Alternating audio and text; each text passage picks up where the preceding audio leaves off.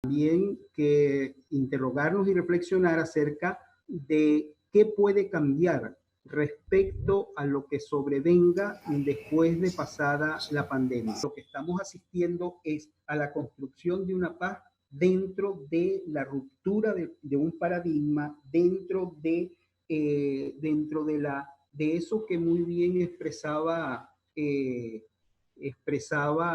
el planteamiento gramsciano de lo viejo que está por morir y lo nuevo que está por nacer. Y entre ambos momentos, la dialéctica expresa al conflicto de la construcción. Eso es la imagen del sistema internacional.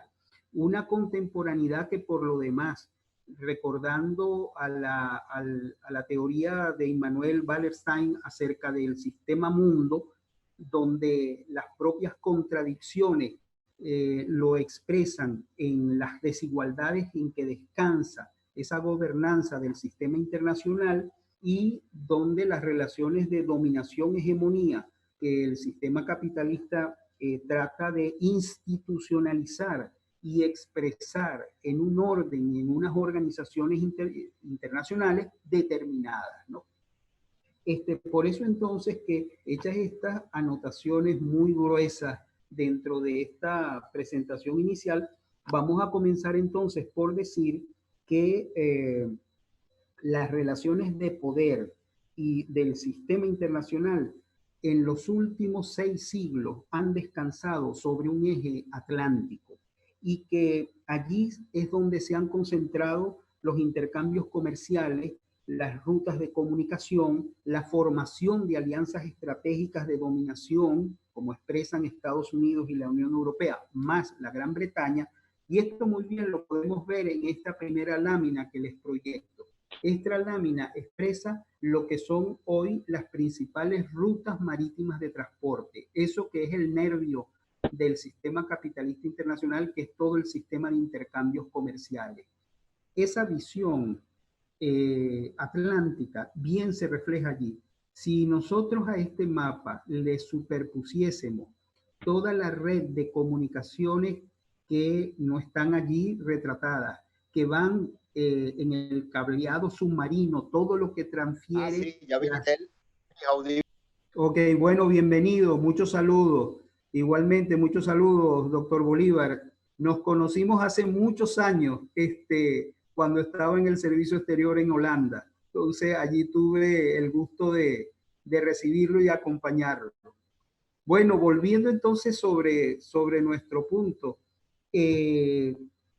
como les decía, que ese eje atlántico, si nosotros colocásemos esta lámina que proyecto, le colocásemos también toda la red, una suerte de sistema nervioso, que es el sistema de comunicaciones, sería impresionante porque veríamos cómo todo el océano Atlántico está surcado de punta a punta para interconexiones submarinas, que son las que hacen posible desde la transmisión de datos financieros hasta todo lo que es el sistema de comunicaciones que hace que la globalización, más que un fenómeno, o además del fenómeno político que ella encierra, la globalización también es esa cercanía que hace que a través de toda esa comunicación y data, nosotros podamos vivir en tiempo real desde un conflicto en Palestina hasta cómo va avanzando la pandemia en tal o cual capital de un país.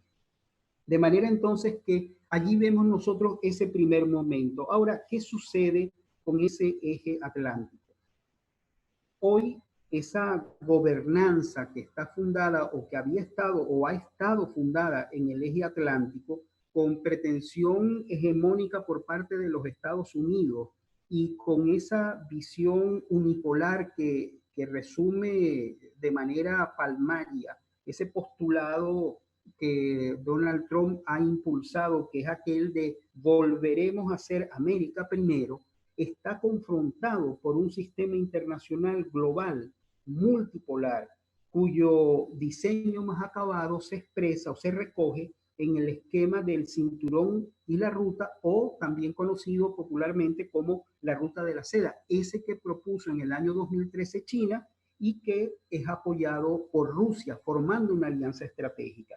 En este esquema de la Ruta de la Seda, allí está concentrado un esquema de comercio, una propuesta de inversiones financieras, está intercambios políticos y culturales, que esto es muy importante, están agendas bilaterales y multilaterales, hay entrecruzamiento con las organizaciones, con los organismos internacionales y hasta la formación de nuevas organizaciones o de nuevos organismos internacionales.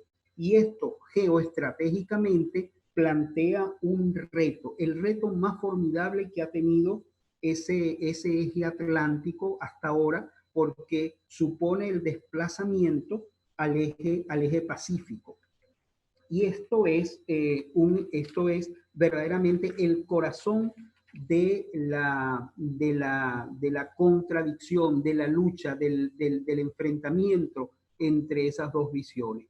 Es paradójico, y debemos comentar en este espacio, cómo la globalización, que había beneficiado tanto a los Estados Unidos, que la había convertido en un discurso, que incluso fue su principal impulsor desde los tiempos de la Comisión Trilateral que se funda en el año 73, que luego pasa por el Consenso de Washington del año 89, que impregna el discurso y el accionar de los organismos financieros internacionales como el Fondo Monetario Internacional o el Banco Mundial, y que además ha estado presente en el Foro de Davos en Suiza, que a su vez todo ese pensamiento económico llegó a impregnar, además del planteamiento económico, la formulación de carácter neoliberal que los tanques pensantes, los principales tanques pensantes en el mundo, llegaron entonces a formular ideológicamente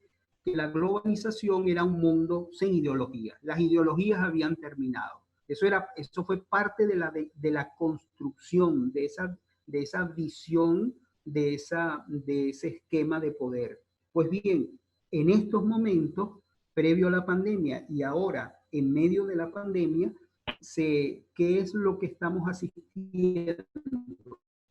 Ver cómo Estados Unidos patea la mesa, amenaza con salir de la Organización Mundial de Comercio, de romper con los principales acuerdos de defensa internacional, con volver a un nacionalismo económico exacerbado, con reeditar, y este es un elemento importante que creo que es bueno tanto para la reflexión y discusión como para pensar en un evento más adelante sobre esto, que es la revisión que ha ocurrido de la ideología neoliberal con nuevos elementos de pensamiento conservador y hasta elementos religiosos. Yo creo que allí hay todo un tema de discusión política que es bueno profundizar.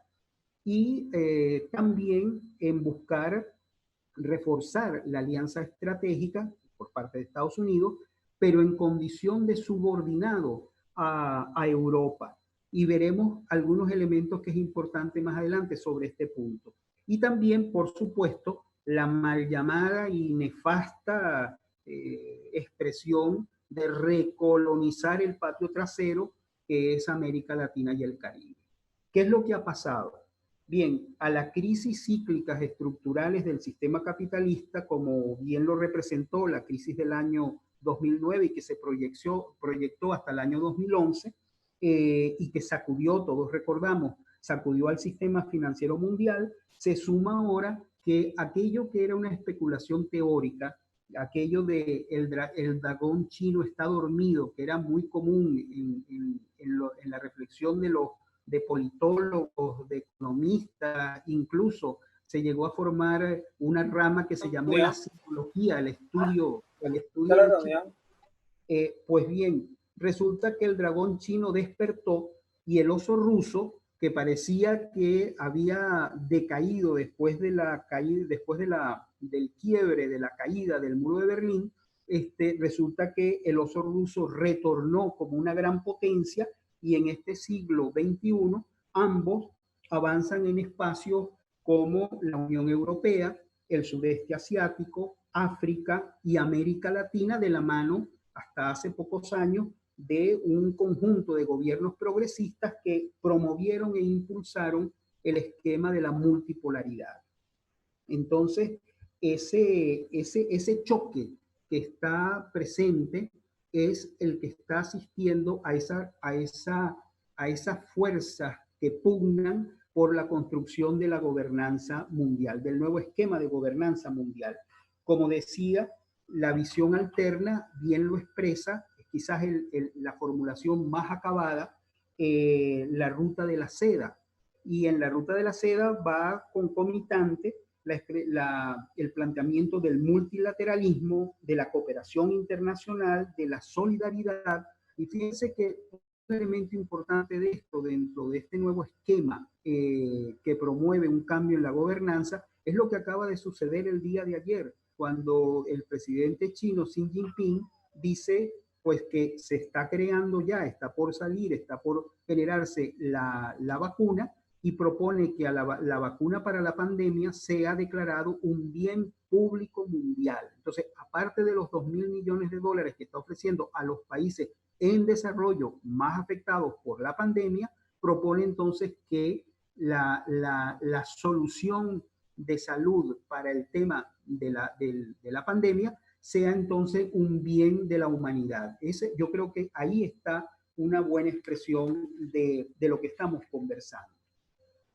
Fíjense, en esta otra lámina nosotros tenemos lo que es la propuesta global de la ruta de la seda. Tenemos la propuesta original, que es la que avanza desde China hasta Madrid, atravesando toda Europa, y en una gran red de aeropuertos, puertos aéreos y puertos marítimos, y las conexiones que esto supone entonces de trazados, ¿verdad? Que vinculan, como ya mencioné antes, África, Europa, Asia, pero también la inconclusa, la que estaba planteada como ruta oceánica, que no llegó a plasmarse, pero que sin embargo está allí latente, que es el planteamiento de la ruta oceánica que conectaría con América Latina. Tanto UNASUR como CELAC, pues precisamente avanzaron en esa dirección. Y el canal de Nicaragua, que es objeto de la discordia y es la razón de la desestabilización con Nicaragua, era una propuesta que era clave dentro de la construcción de la ruta de la seda en su vinculación con América Latina. Hasta los momentos lo que encontramos en este nuevo espacio geopolítico que se crea es la firma de unos 13 países ya que han pasado a ser miembros de la iniciativa de la Ruta de la Seda. Pero no se ha concretado todos los elementos porque, si recordamos bien, incluso en la cumbre CELAC del año 2017, la propuesta era 250.000 millones de dólares en 25 años que se harían progresivamente en inversiones. Bueno, la recolonización del patio trasero de Estados Unidos se hace con toda la intención de desmontar el avance tanto de Rusia como China en el espacio de América Latina. Y esto es lo que hoy por hoy frena el avance del proyecto de la Ruta de la Seda. No obstante, Venezuela es miembro de la Ruta de la Seda. La desestabilización que hay con Venezuela tiene que ver como un elemento el tema de la vinculación que Venezuela hace la Ruta de la Seda. Ahora, algunos datos en materia de comercio. En el año 2019, si nosotros lo caracterizamos, vamos a ver que las tensiones comerciales es la impronta que la caracteriza. La guerra comercial entre China y Estados Unidos, las tensiones con Rusia, recordemos todo el tema de la construcción del gasducto, que llevó incluso a que Estados Unidos presionara para que le compraran gas a las empresas americanas. Pero a la larga lo que ha sucedido es que los propios países europeos les resulta muchísimo más caro comprar, y es contrario a las leyes de la economía, lo que hablábamos antes, ¿no? La economía al servicio de la política en este caso. No es rentable para los países europeos comprar gas a Estados Unidos, pero sí lo es a Rusia, pero hay condicionamientos que Estados Unidos pone e impide que le compren a Rusia. Entonces, elementos como esos están en las tensiones comerciales. La tensión con Irán, todos estos elementos introducen perturbaciones en la economía mundial, ralentizándola, que es uno de los elementos que lleva a que el intercambio mundial de mercancías se decrezca en un 3% y que el total, si nosotros vemos la tendencia en la lámina que he proyectado desde el año 2015 al 2017, vemos cómo la economía mundial en materia de intercambio de comercio fue progresivamente, lentamente, ha ido evolucionando. Y esto hasta el año 2018, 2019, presenta como cifra un 18 billones en materia de comercio y 6 billones en materia de servicio. Esto según datos que continúan a los que ustedes están proyectando allí en la lámina de la Organización Mundial de Comercio. Ahora, ¿qué pasa? Tras la pandemia se está previendo una contracción del comercio mundial de un 13% en el escenario optimista y un 32% en el escenario pesimista. Esto según datos de la propia Organización Mundial de Comercio. En una conferencia muy reciente del director general de la OMC, que acaba de renunciar hace apenas 3 días, Roberto Acevedo, él decía lo siguiente, y cito, abro un momento cita: la pandemia ha cortado el tubo de alimentación del motor de la economía mundial. Dos factores determinarán la fuerza de recuperación. En primer lugar, la rapidez con que se controle la pandemia. Y en segundo, las decisiones de políticas de los gobiernos. Y entonces agrega a esto: un giro proteccionista introduciría nuevas perturbaciones. Mantener los mercados abiertos al comercio y a las inversiones internacionales ayudará a las economías a recuperarse con más rapidez. En esta síntesis del director de la OMC, vemos cómo se confrontan las tesis de la globalización capitalista versus el capitalismo bajo la visión proteccionista y nacionalista. En cuanto al empleo, que es otro de los elementos claves dentro de la materia económica, la OIT, voy a hacer referencia a dos informes. El último, el informe del 29 de abril de la OIT, y el de la CEPAL del 21 de abril, porque contienen elementos bien importantes para caracterizar dónde estamos y hacia dónde vamos, por lo menos en el corto plazo, proyectando a 2-3 años. Dice el informe de la OIT que en el informe, repito, del 29 de abril, aquel que esté interesado puede acceder a la página web de la OIT y allí está el informe, igual que en el caso de la CEPAL. Bueno, en el informe de la OIT del 29 de abril menciona que se han perdido 130 millones de empleos en el primer trimestre y que para el segundo trimestre, que estamos en pleno desarrollo de ese segundo trimestre, 305 millones posiblemente de empleos son los que se pierdan. Y luego agrega que 436 millones de empresas, y estamos hablando de pequeñas y medianas empresas que son las que emplean al 70% del trabajo mundial. Pues bien, 436 millones van a confrontar graves perturbaciones, de las cuales 232 millones de empresas, que son las que emplean a ese 70% de mano de obra, van a confrontar serios problemas desde el punto de vista de su solvencia y viabilidad como fuentes de empleo.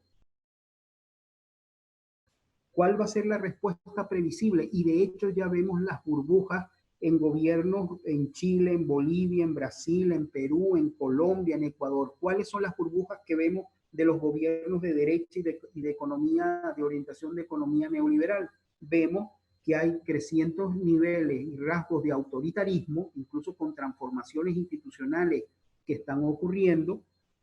Vemos que hay crecientes niveles de represión y de desmovilización de los sectores populares, y de los movimientos sociales, y en pocas palabras, vaciar de democracia a la democracia, incluso a esa democracia representativa. Entonces, lo que quedará será una fachada formal con algunos rasgos de democracia que tratarán de hacerse pasar por democracia, pero la realidad es que lo que encontramos es crecientemente democracias que sería motivo de otra charla, pudiéramos calificar más bien de democracias precarias, tuteladas y neoliberales, para expresión de lo que significarían estas formas de gobierno que estarían cocinándose post pandemia. ¿Cuáles son otros datos de desempleo en el mundo que es importante? Porque estos rasgos de derechización de la política, que es un elemento de la geopolítica mundial, van a irse dando progresivamente en buena parte de los escenarios mundiales. Bueno, en Estados Unidos en estos momentos, de acuerdo con las fuentes que se consulten, hay 30 millones de trabajadores desempleados, cesantes. Para el 26 de abril, 1 de cada 6 trabajadores están solicitando ayuda económica, y otras estimaciones hablan incluso de 41 millones de desempleados, es decir, el 38% de la clase trabajadora. En Europa, los datos tampoco son buenos. 11 millones, de acuerdo con la OCDE, que es la Organización de Cooperación Europea, 11 millones de trabajadores han perdido sus empleos. En Alemania, 2 millones de trabajadores están cesantes y reciben subsidios estatales. En Francia, 4 millones. En España, 2 millones. En Gran Bretaña, 1 millón. Y en Finlandia y Noruega, 800.000 trabajadores, y en Austria poco más de 500.000. Estos son datos al día, datos recientes. En América Latina la situación no se repite. En Chile, para el 3 de marzo habían 700.000 desempleados y en abril se incrementó a 1 millón, es decir, 300.000 más, de los cuales 516.000 trabajadores cobrarán seguro de cesantía. En Brasil, el 12.4% de la fuerza laboral está desempleada, es decir, 13.1 millones de trabajadores. Ellos señalan que no han hecho el cálculo aún de cuánto es el impacto del COVID-19, de la pandemia, en esas cifras de desempleo. En Colombia, que sí han hecho estimaciones, 1.500.000 desocupados, es decir, el 12.6% para el mes de marzo están desempleados en Colombia. Esos son elementos, como decía anteriormente, que explican también el empuje de la población de retorno, migrantes venezolanos que día a día van llegando al país. En Ecuador las cifras son poco transparentes y el único dato que se cuenta es que hay 20.400 trabajadores que están solicitando seguro de cesantía en un esquema que es tremendamente complejo para poder acceder a la ayuda. ¿Cuál es la ausencia? ¿Cuál es el rasgo que podemos decir? Los gobiernos, en el caso de los gobiernos, de la mayor parte de los gobiernos de orientación económica neoliberal, la ausencia de una política de desarrollo social integral que enmarque las políticas sociales para enfrentar la pandemia es un disparador de la crisis que se avecina. O sea, las políticas de orientación liberal son fragmentarias, disconexas y reactivas. Y el balance de esto no es otro sino un posible o un aumento de los niveles de conflictividad laboral y lo que esto se traduzca en elementos de presión social y elementos de proyección política en el escenario de los países, con la consecuencia reacción de niveles de autoritarismo para controlar a esas expresiones de malestar social. Fíjense que hace apenas un par de días, estamos hablando 2-3 días atrás, Chile acaba de solicitar al Fondo Monetario Internacional un préstamo por 23.000 millones en lo que ellos llaman un préstamo flexible, es decir, a 5 años. Y Ecuador, que ya está sujeto al condicionamiento del Fondo Monetario por el préstamo que pidió en el año 2019 de 4.200 millones, acaba de pedir en estos momentos otro crédito rápido, llaman ellos, por 643 millones para combatir el COVID-19 y adicional 500 millones provenientes por el Banco Mundial, es decir, 643 por el Fondo Monetario y 500 por el Banco Mundial, es decir, que estamos hablando de un aumento de poco más de 1.000 millones a los 4.200 que ya tiene contraído. Sabemos muy bien los elementos de política social que esto supone bajo las recetas del Fondo Monetario. Entrando ahora en el ámbito político-militar, que es uno de los elementos claves dentro de la geopolítica que estoy considerando. La rivalidad estratégica se concentra en el punto de tensión de un orden mundial unipolar de ideología conservadora y neoliberal versus un mundo multipolar pluricéntrico que promueve los fundamentos y los principios de la Carta de Naciones Unidas y del derecho internacional. Es decir, vemos cómo hoy por hoy un grupo de países donde juega Venezuela, el fundamento de la paz, de la renuncia al uso de la fuerza como fundamentos de la seguridad internacional es la impronta que caracteriza al discurso y al accionar de un grupo de países que muy bien lo expresa el movimiento de los no alineados. El presidente francés Emmanuel Macron recientemente, estoy hablando hace apenas unos 4 días atrás, en un discurso que no dio por casualidad, es decir, lo hizo con toda la intención, en la Escuela de Estudios Militares Francesa, la misma donde De Gaulle dio su célebre discurso, señaló que la característica hoy por hoy del sistema internacional es el desmoronamiento, así lo calificó, del multilateralismo y de las normas internacionales, y sostiene que la rivalidad global y la competencia conllevan a riesgos de escalada militar y a incidentes en las áreas de conflicto, en las áreas periféricas. Este elemento es importante porque es una de las cosas que adelanto un comentario por razones de tiempo. Los famosos 5 buques que vienen de camino hacia América Latina, es decir, específicamente por el Caribe para surtir de gasolina a Venezuela y facilitar los procesos de producción interna de gasolina, tiene este elemento. Es decir, perfectamente a la luz de los señalamientos que ha hecho Irán de cooperación con Venezuela en reciprocidad al apoyo que el presidente Chávez le dio en su momento cuando le aplicaron sanciones también a ella, pues Irán ha dicho esto,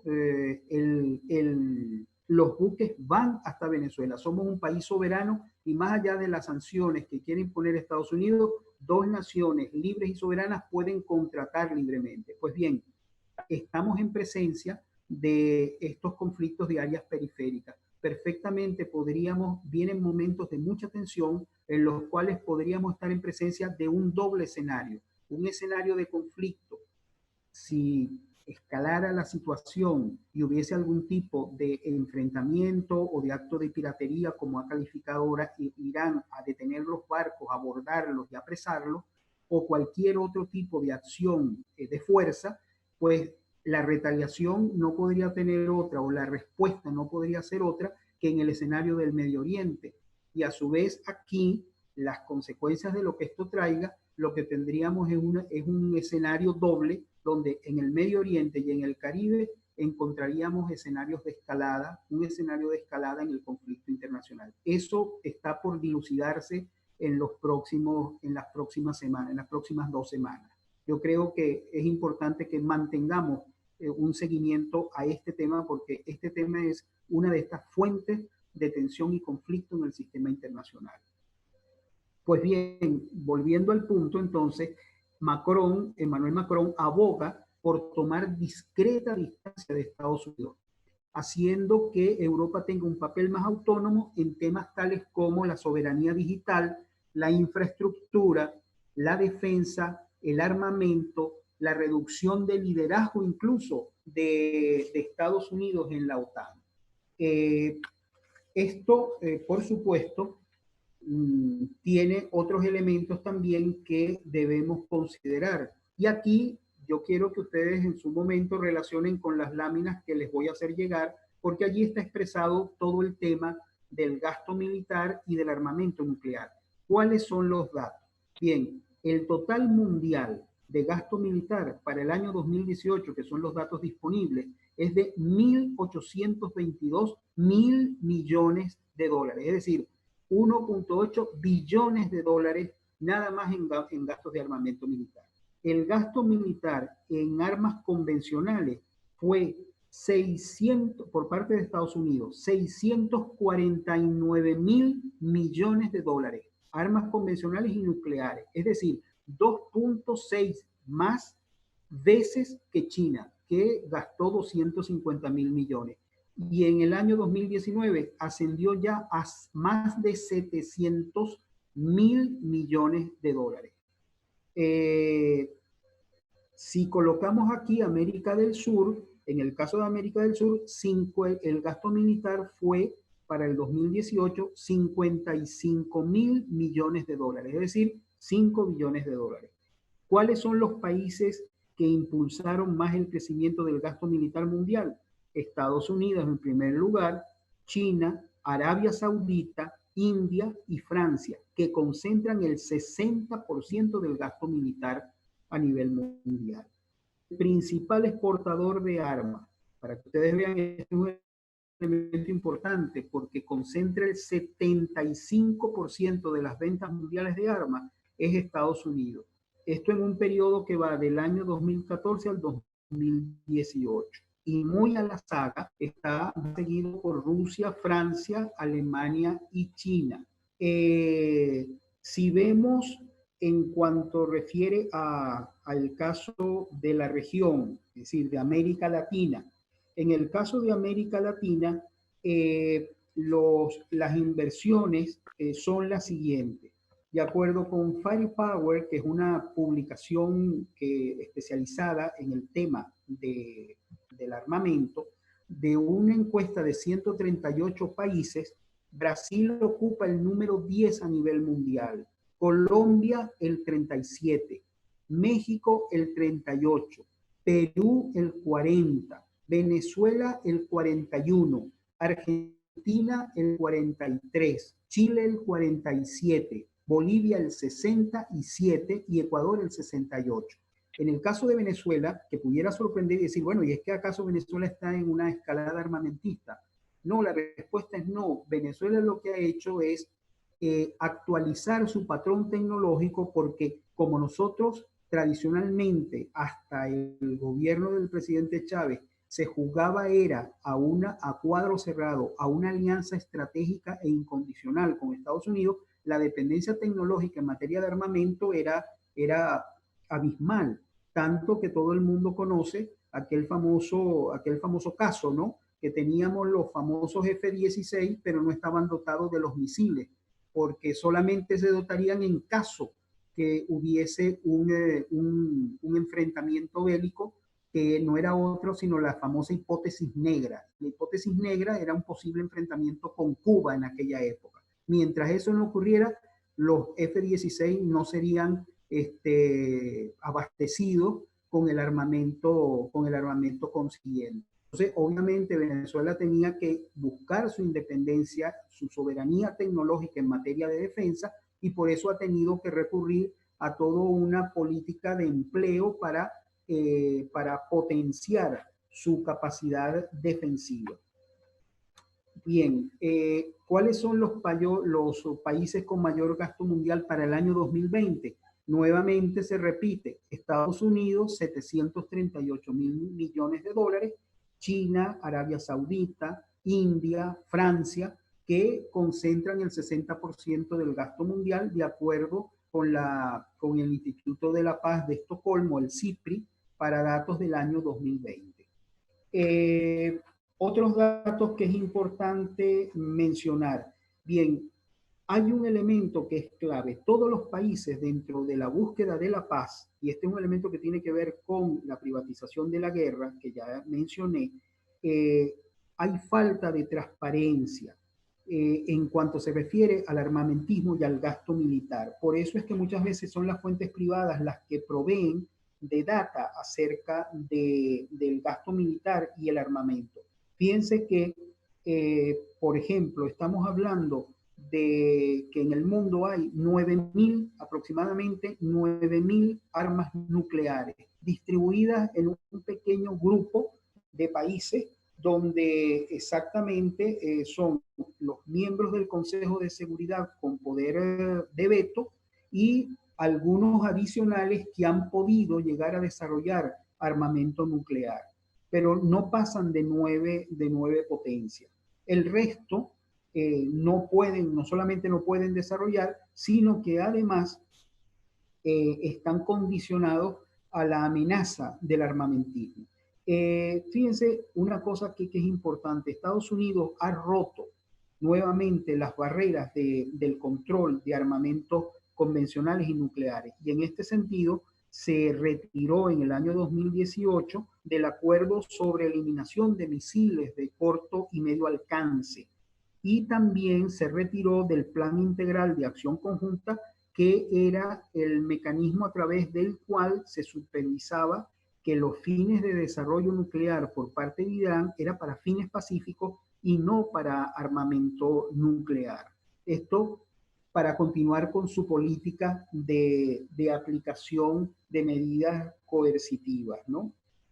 El Tratado de Prohibición de Armamento Nuclear, que en el año 2007 se abrió para la firma y sigue abierto, solo que para que sea aplicable requiere 50 países firmantes. Solamente lo han hecho 11. Y por cierto, hay que mencionar que entre ellos Venezuela. ¿Qué países de América Latina lo han ratificado ya? México, Guyana, Cuba, y como ya he mencionado, Venezuela en marzo del 2018. Solo 11 ratificaciones. Eso nos da a nosotros la idea de cómo los países pretenden o prefieren mantener las manos libres para poder actuar en el caso de confrontamiento o de confrontación e incluso la posibilidad del desarrollo de algún tipo de armamento o de alianza en ese sentido. Sin embargo, recordemos que todos los países en América Latina, como zona libre de paz, zona libre de armamentos nucleares y zona de paz, firmó el Tratado Tlatelolco en el año 68, se han firmado otros acuerdos en esa misma dirección, y lo más reciente incluso es que Mercosur firmó o suscribió un acuerdo de no armamento nuclear en la zona de Mercosur. Hay otro elemento que es importante desarrollar en este punto, y es que, fíjense, la política estratégica de contención que está desarrollando Estados Unidos en fecha muy reciente es esta, la política o la política estratégica de contención a China. Y esa política estratégica de contención a China supone confrontar directamente al multilateralismo.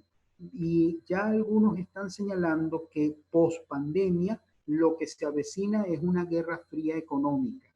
Estados Unidos quiere bloquear a China porque la ve como una amenaza y en consecuencia, junto con la OTAN, está aplicando la teoría de la contención. ¿Cuál es el objetivo? Presionar en el mar de China, conflictuar a todo lo largo de la ruta de la seda, y por eso es que vemos entonces desde elementos de fricción en el Ártico, que parecía algo increíble, y que comienza desde el momento en que Trump, algunos pensaron que esto era una suerte de chiste, de mal chiste, pero no lo es, que era la compra de Groenlandia. Groenlandia es una de las piezas clave y va a ser en el futuro un punto de fricción, y ya lo está haciendo, por la ruta ártica, que es uno de los elementos que, si recuerdan la lámina que proyecté de la ruta de la seda, es uno de los elementos importantes en las conexiones de rutas marítimas. Supone que incluso sería un elemento alterno al canal de Suez, porque por China, saliendo de China, se puede hacer la ruta hasta el puerto de Rotterdam en 24 días, es decir, la mitad de lo que se requiere para transitar a lo largo del sudeste asiático, subir luego por el mar Arábigo, continuar por el canal de Suez y salir al Mediterráneo. Entonces, la ruta ártica es una ruta de fricción, por eso, y el Ártico se convierte en un punto de enfrentamiento, de roces, como ya lo está haciendo. Recientemente se están haciendo unas maniobras militares en esa área. El otro elemento, y eso es bastante novedoso, tiene que ver con la conquista del espacio ultraterrestre. Acaba, y esto es una cosa que apenas tiene menos de una semana, y tiene todo apenas un año de estarse gestionando. Y lo importante de este nuevo impulso al espacio ultraterrestre es, primero, la atención que supone al principio de patrimonio común de la humanidad, porque recordemos que tanto los recursos de alta mar, es decir, los fondos abisales, aquellos que todavía la tecnología humana no ha podido explotar, como todo lo que es el espacio ultraterrestre, es un bien patrimonio de la humanidad. Sin embargo, la práctica es que los estados que tienen o los países que tienen mayor tecnología y capacidad de desarrollo para ese fin, para ese propósito, pues entonces avanzan sobre la conquista del espacio. Y si bien tienen que compartir el conocimiento científico, poco se ha dicho con respecto a las aplicaciones o al desarrollo de recursos y la riqueza que se genere con respecto a ello. Y de hecho yo creo que eso es lo que se pone en tensión con lo que voy a comentar de seguida. Es decir, hasta ahora el acuerdo por excelencia que regula todo lo que es el uso y exploración del espacio ultraterrestre es el acuerdo firmado en el año 1967. Sin embargo, acaba recientemente, es decir, en mayo del año pasado, acaba de promover la NASA un programa que se llama el programa Artemis o Artemisa. Y Artemisa evoca la diosa de la luna, debo decirlo.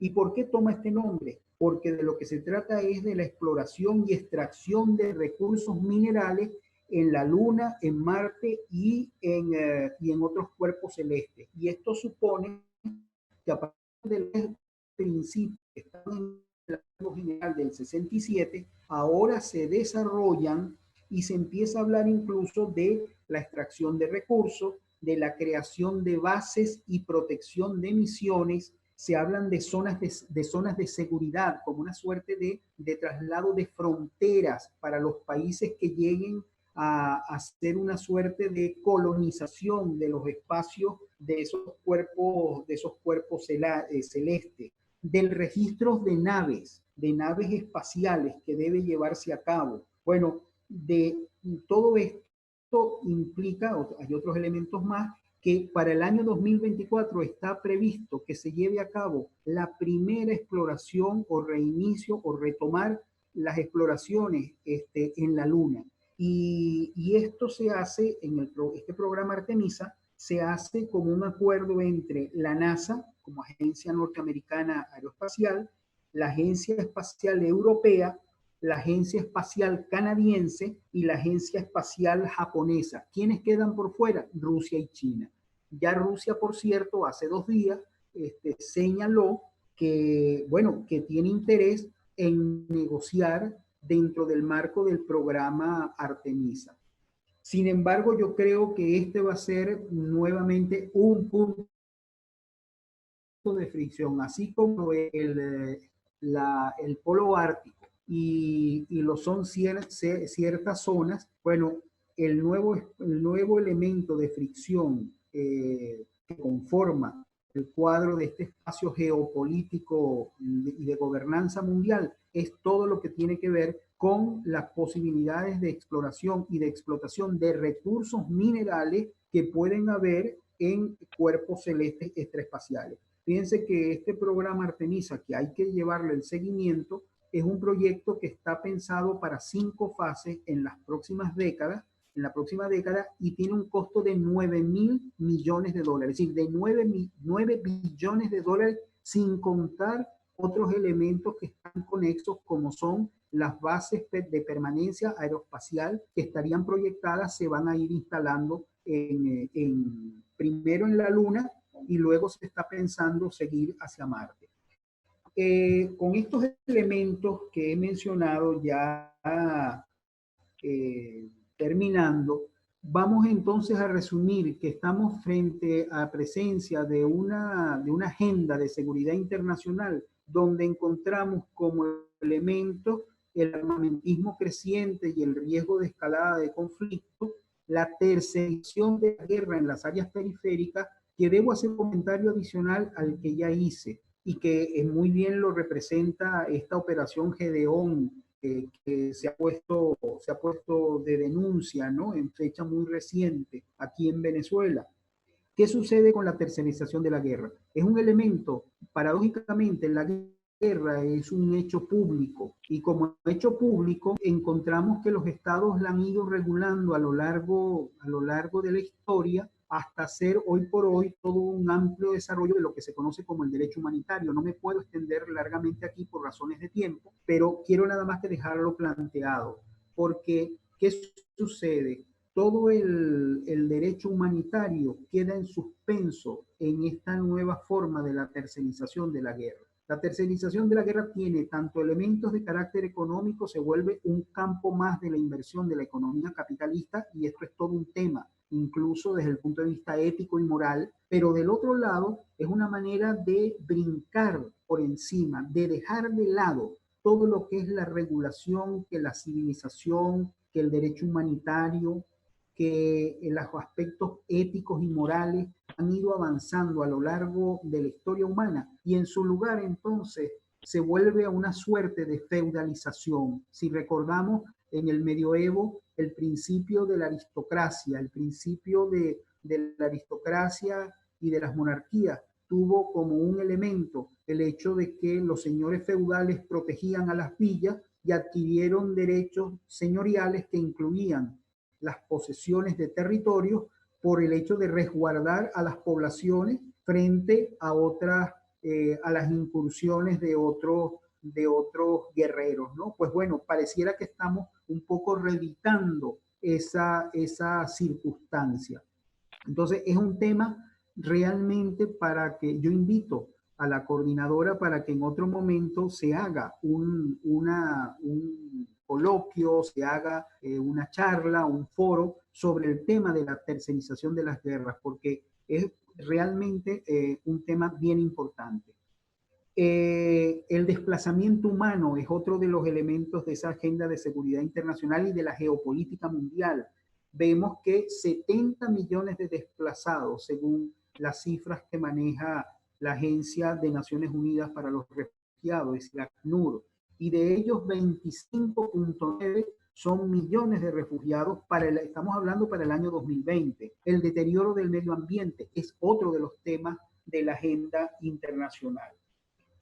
¿Qué podemos concluir? Podemos concluir en esta charla que en este mundo internacional que se avecina, que es un mundo internacional inestable, incierto, en el que hay fuerzas que sin embargo propugnan por un retorno al status quo anterior a la pandemia, prepandemia, el riesgo que corremos de conflicto aumenta exponencialmente. Solo el esfuerzo y la voluntad de diplomacia y de políticas exteriores valientes, decididas, como es el caso de la diplomacia bolivariana, hay que subrayarlo, que refuercen los esfuerzos por hacer de la paz el fundamento de la seguridad, es lo que harán posible el frenar la entropía del sistema internacional que ahora conocemos y avanzar en la dirección de la construcción de ese otro mundo posible y de esa otra gobernanza, una gobernanza de paz compartida.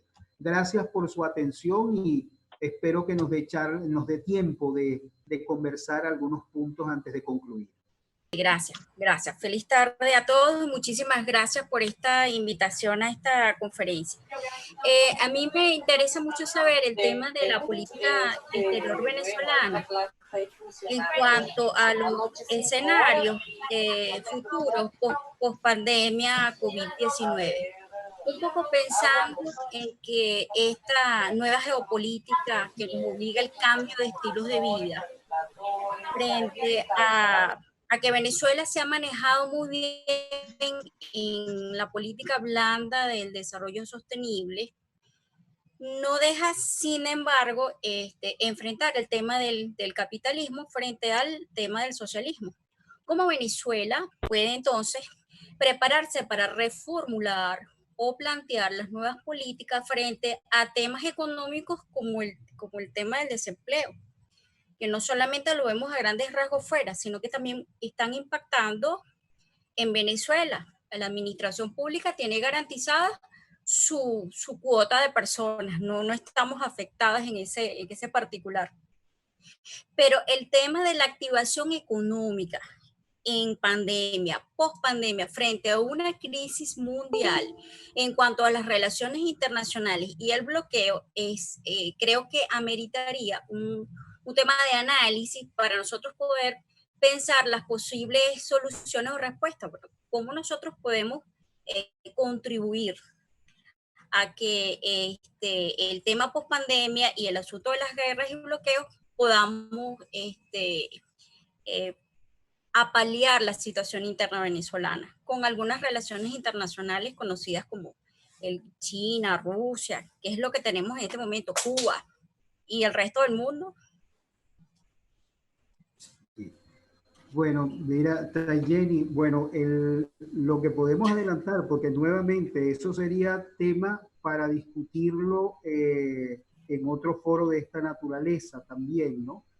Mira, los escenarios políticos, perdón, los escenarios post pandemia son complejos y son tremendamente cargados de incertidumbre. Para Venezuela, lo que queda es reforzar su sistema de alianzas estratégicas con Irán, con Rusia, con China, con Turquía, con la India, es decir, jugar en ese escenario, impulsar todo lo que es la relación con los países no alineados. No tenemos otro espacio realmente en el cual jugar. La posición europea no va a variar diametralmente respecto de lo que ha sido hasta los momentos. Y por supuesto, Estados Unidos va a insistir en la desestabilización. De hecho, ya el propio presidente lo mencionó recientemente que con datos de inteligencia hay nuevos grupos que se estarían formando en Colombia. Y si a eso sumamos lo que he mencionado, que es todo el tema del momento de tensión que se avecina, que a mí en lo particular me preocupa profundamente porque yo creo que en las próximas 2 semanas vamos a ver momentos que, por cierto, aprovecho, pues ya que lo menciono aquí, me voy a ir un poquito más allá de lo que tú preguntaste, pero no quisiera dejarlo fuera en este espacio, y es que perfectamente estamos en una situación parecida o hay muchos paralelos con respecto a la crisis de octubre del año 62, o lo que también se conoce como la crisis de los misiles de Cuba. ¿A qué me refiero? Irán ha dicho claramente que no va a ceder en cuanto al envío de los 4 buques que ya vienen avanzando hacia acá. Y Estados Unidos, aprovechando la operación antidrogas, resulta que ha emplazado no solamente guardacostas, que es lo típico para este tipo de operaciones, sino también, y sabemos muy bien cuál es el trasfondo que esto tiene, ha emplazado buques de guerra, o sea, buques como tal, acorazados y cruceros, misilísticos. Y Europa está participando con 4 países, de los cuales 2 ya tienen desplegadas sus naves, que es el caso de Inglaterra, que tiene una nave que participó incluso, un hospital de campaña que participó en la Guerra de las Malvinas y está repotenciada. Otro que es un buque de desembarco francés y el otro es un crucero inglés que es para probablemente operaciones bélicas como tal. Entonces, todo ese desplazamiento ya está en el Caribe. ¿Qué es lo que pasa? Que cualquier incidente que ocurra, bueno, supone lo mismo, supone que estamos en presencia de eso que se llama en términos de teoría de juego, y los politólogos saben mucho de estas cosas. Estamos frente a la presencia de juego suma cero y en una situación de lo que se conoce como el juego de la gallina. Es decir, el juego de la gallina es aquel que jugaban los muchachos de la década de los 60, donde uno se colocaba, muy típico de la juventud americana, que se colocaban en 2 carros, conducían 2 carros y los enfrentaban uno contra el otro.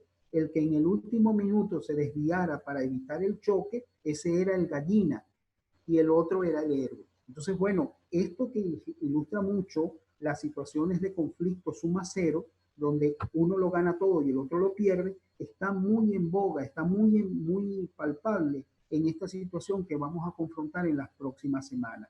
Por supuesto, a menos que las negociaciones diplomáticas, que ya es presumible que estén en acción, se estén llevando a cabo, puedan minimizar este efecto. Pero en principio, como están planteadas las cosas, el Ministerio de Relaciones Exteriores de Irán convocó al embajador suizo en representación de los intereses de Estados Unidos, y luego a su vez el gobierno a través de su embajador, el embajador de Irán en Naciones Unidas, presentó una carta ante el secretario general. Vemos claramente que es la intención esa de, dentro de la estrategia de la gallina, de lanzar el volante por fuera de la ventanilla del auto para decir: yo no voy a retroceder, no me voy a desviar.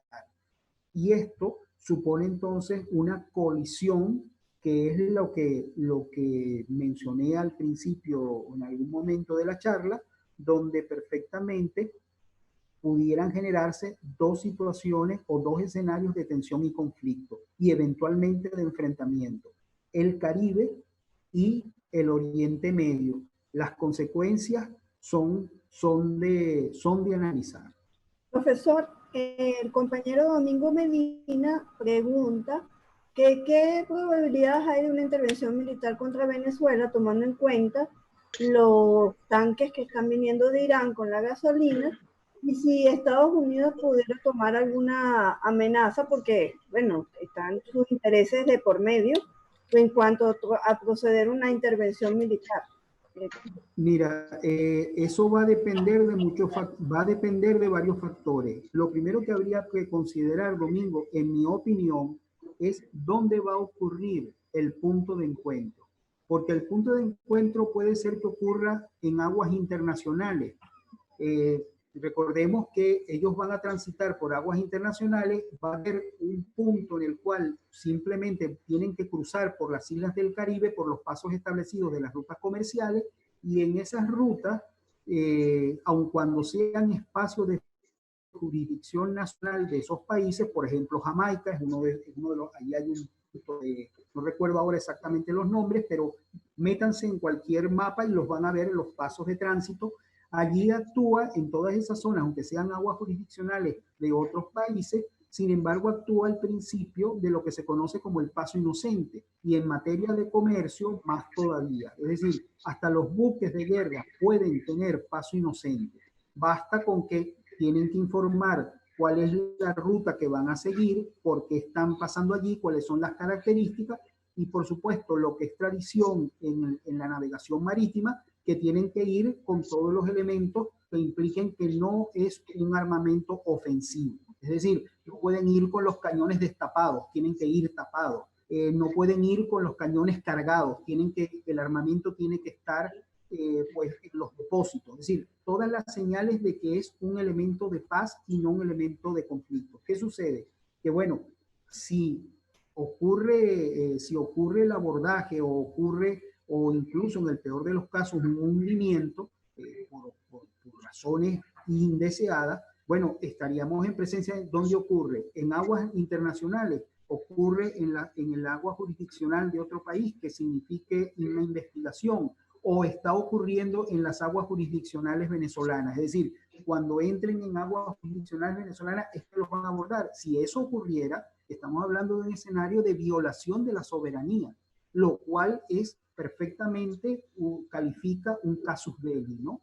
Entonces estaríamos en presencia de tensión. En cualquiera de estos escenarios, el solo hecho de detención, abordaje o cualquier otro tipo de acción que no sea dejar o permitir que pasen, es un acto inamistoso y supone un nivel de tensión difícil para el sistema internacional. Yo creo que ya hay fuerzas que se están moviendo, fuerzas diplomáticas me refiero, fuerzas políticas, que ya están moviéndose en la dirección de tratar de amortiguar la posibilidad de ese choque de trenes. Pero hay que advertirlo porque en cualquier circunstancia eso también puede ser digamos, la excusa para crear esa situación de intervención que se ha dado como un escenario posible con aquella famosa expresión de todas las opciones están puestas sobre la mesa. Profesor, mire, fíjense que el compañero, ahorita leo el nombre, se conocen muchos números negativos de los efectos en las economías de los países, las crisis de la pandemia. En lo económico, la situación de Venezuela, por razones ya conocidas, no puede estar, y creo que la pregunta que quedó allí, ok, no puede estar peor, pero tenemos un país, un país cuya población no ha sido afectada de forma catastrófica. ¿Qué ventajas tiene Venezuela para su recuperación económica en pospandemia? Yo comenzaría por decir que un elemento de fortaleza es la política social, es decir, el enfoque venezolano al definir un modelo de justicia social está definiendo a su vez una política de desarrollo social integral. Esto es lo que ha permitido que frente a la circunstancia de la pandemia, la política no ha sido una política fragmentada, segmentada, focalizada, sino que por el contrario ha sido una política integral, considerando los aspectos o enlazado con todo lo que es el ejercicio de derechos humanos, la política social, pero también con todo lo que tiene que ver con el tema de la economía. Por ejemplo, al establecer la no posibilidad, es decir, el congelamiento de los despidos, al establecer que la cuarentena implique que las personas sigan recibiendo un salario, que incluso el Estado apoya al empresario en el pago de ese salario. O sea, todos esos elementos definen otra política. Claro está, entendemos muy bien, como él mismo está consciente, que frente en un contexto de guerra económica es muy difícil poder plantear un escenario de paz. Entonces, en este escenario de guerra económica, donde además el bloqueo es un arma que se utiliza para la desestabilización, ciertamente que vamos a seguir confrontando serias dificultades, pero la fortaleza está en el hecho de que el curso o la salida o la continuación de una política de desarrollo social integral es un arma formidable para poder salir adelante en medio de la dificultad y en medio de un contexto de guerra. Eso hay que tomar conciencia. Yo a veces siento que algunos sectores no están claros en que vivimos en una situación de guerra. El hecho de que aún no se den los elementos de confrontación bélica no quiere decir por eso que no estamos en guerra. Y esto supone entonces tener que tomar no solamente conciencia, sino hasta adoptar conductas de vida cada uno de nosotros. Conductas de vida que van incluso hasta el tipo de que consumimos, el número de veces que hemos al día preparándonos en lo familiar. Es decir, digamos que hay como círculo. Lo primero es lo personal, prepararme psicológicamente para estar en capacidad mental de confrontar las circunstancias difíciles que pudieran sobrevenir, las que éstas sean. En lo familiar, la manera de relacionarme en el círculo de mi familia y preparar a mi familia para. En lo social, la conexión, incluso cuando yo soy de la idea y comparto esto con otras personas que también, es más, de hecho, lo están promoviendo, que no es el término correcto es hablar de aislamiento social, porque el aislamiento social más bien atendería a la ruptura del tejido social. No, lo que hay es distanciamiento físico, pero esto es un momento más bien de acercamiento, de fortalecimiento del tejido social.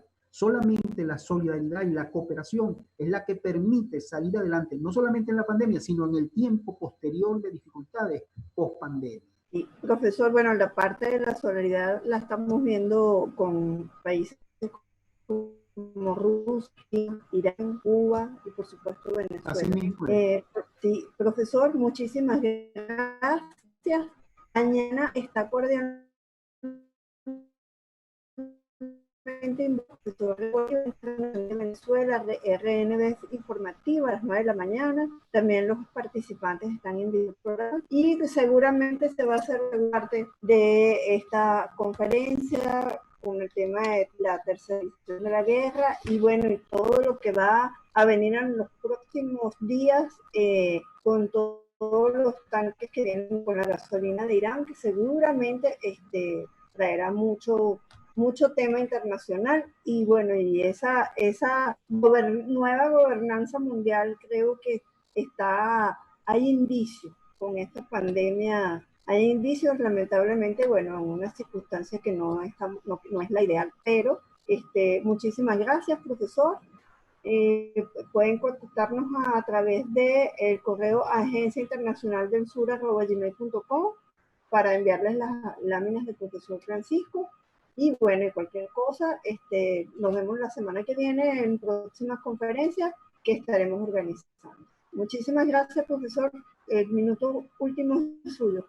Bueno, yo quiero de verdad saludar, veo que hay caras conocidas y nuevos amigos que se hacen. Entonces yo quiero saludarlos a todos, agradecer su atención, su paciencia y el compartir estas preocupaciones. Y realmente espero tener otra oportunidad en la cual podamos, incluso más que yo hablar, el poder establecer una dinámica de compartir experiencias, porque yo estoy seguro que hay mucho que cada uno de los integrantes de este grupo puede sumar a la comprensión de estos temas que son tan importantes para todos nosotros. Muchas gracias y feliz tarde.